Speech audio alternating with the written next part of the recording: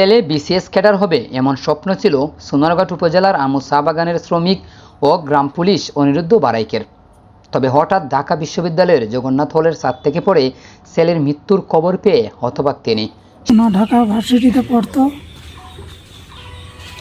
খুব বড় স্বপ্ন ছিল আমাদের যে সে এক সময় নয় ভালো একটা কাজ করতে পারে, সেই আশা নিয়ে ওনাকে আমি অনেক কষ্ট করে তাকে আমি লালন পালন করেছি। সেই স্বপ্ন আর পূরণ হলো না চা শ্রমিক গ্রাম পুলিশ বাবার। স্বপ্ন নয়, এখন ছেলেকে হারিয়ে পরিবারে চলছে আহাজারি।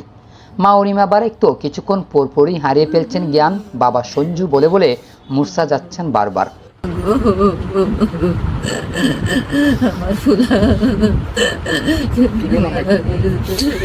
গতকাল রাত 1টার দিকে মেধাবী সঞ্জুর লাশ বাড়িতে ফিরলে কান্না থামাতে পারেননি কেউ।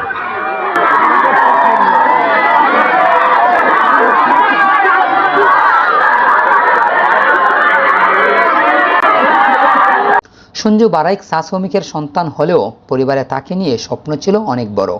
চা বাগান থেকে বেড়ে ওঠা সঞ্জু নানা প্রতিকূলতা পেরিয়ে 2020-21 সেশনে চান্স পেয়েছিল ঢাকা বিশ্ববিদ্যালয়ের নৃবিজ্ঞান বিভাগে।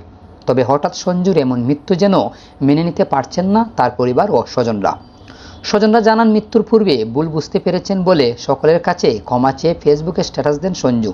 এমন স্ট্যাটাস দেখে সঞ্জু বারাইকের সঙ্গে কথা হয় তার চাচাতো ভাই ধীরাজ বারাইকের। তার প্রশ্নের জবাবে কোনো সমস্যা হয়নি, সব কিছু ঠিকঠাক আছে বলে জানান সঞ্জু। এর আগে সোমবার সকালে ঢাকা বিশ্ববিদ্যালয়ের জগন্নাথ হলের ছাদ থেকে পড়ে সঞ্জু গুরুতর আহত হন। পরে ঢাকা মেডিকেল কলেজ হাসপাতালে নিয়ে গেলে কর্তব্যরত চিকিৎসক তাকে মৃত ঘোষণা করেন। তবে সঞ্জুর মৃত্যুর রহস্য উদ্ঘাটনে প্রশাসনের কাছে জোর দাবি জানিয়েছেন পরিবারের লোকজন। আখলাস আহমেদ, প্রিয়, সময় বাংলা।